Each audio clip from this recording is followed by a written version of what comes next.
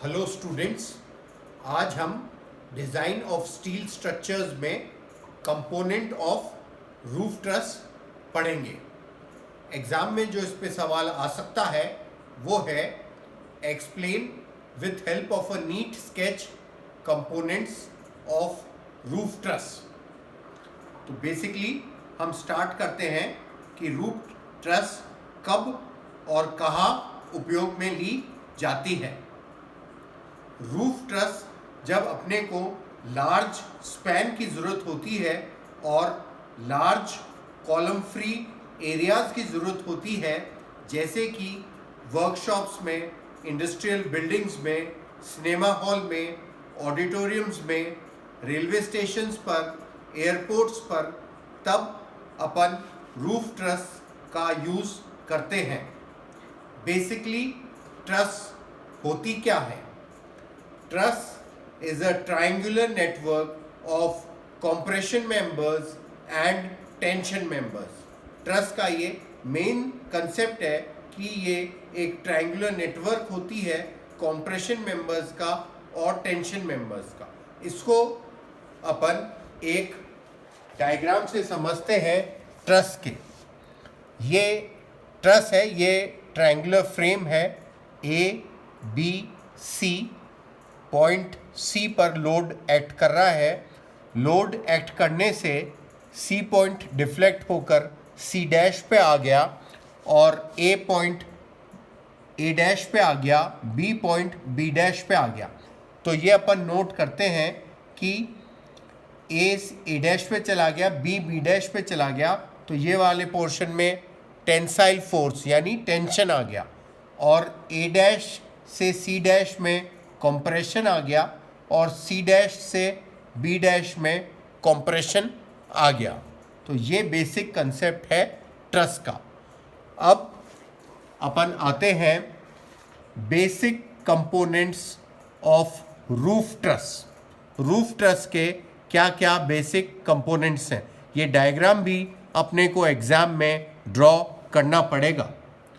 A B C एक roof truss है जिसके मेन जो कंपोनेंट हैं वो है top chord and bottom chord. ये पूरा आउटलाइन बनाते हैं ट्रस का।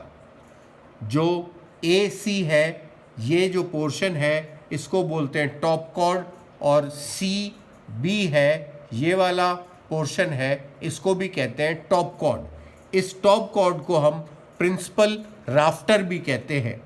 तो प्रिंसिपल राफ्टर ए सी भी प्रिंसिपल राफ्टर हो गया और सी बी भी प्रिंसिपल राफ्टर हो गया। इसके बाद जो बॉटम कॉर्ड है ए बी, इसको अपन बॉटम कॉर्ड कहते हैं। ये लोएस्ट लॉन्गिट्यूडनल मेंबर है और इसको हम प्रिंसिपल टाई भी कहते हैं।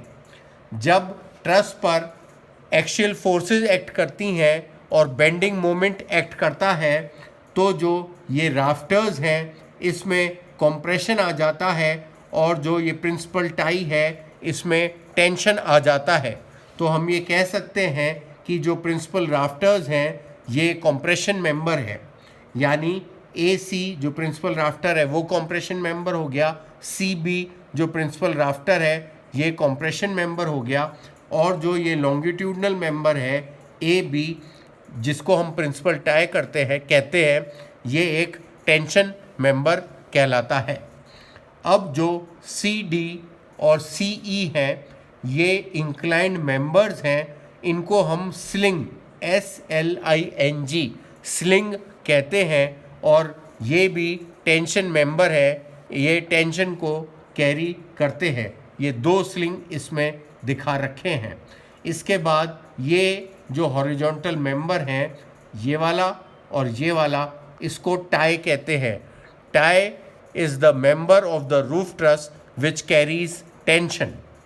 और ये एफ डी जो मेंबर है, जी ई जो मेंबर हैं, इनको हम स्ट्रट कहते हैं।